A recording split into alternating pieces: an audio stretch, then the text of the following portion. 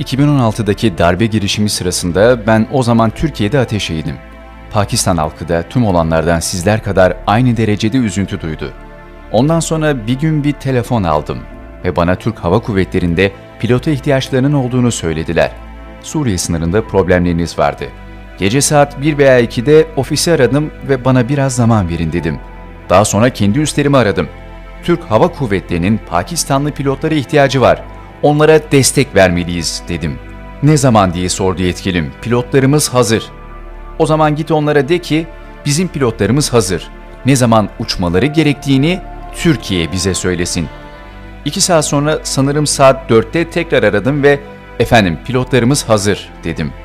Ne zaman buraya gelmelerini istersiniz diye sordum.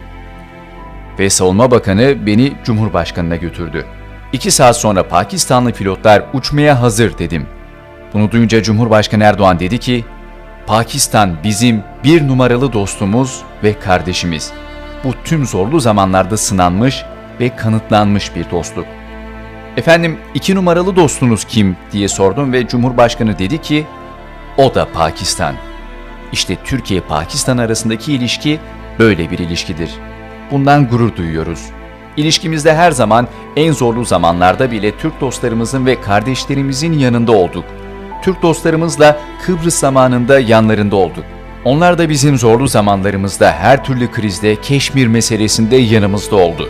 İlişkilerimiz hep bu şekilde oldu. İnşallah şimdi bu ilişki bizim sorumluluğumuzda.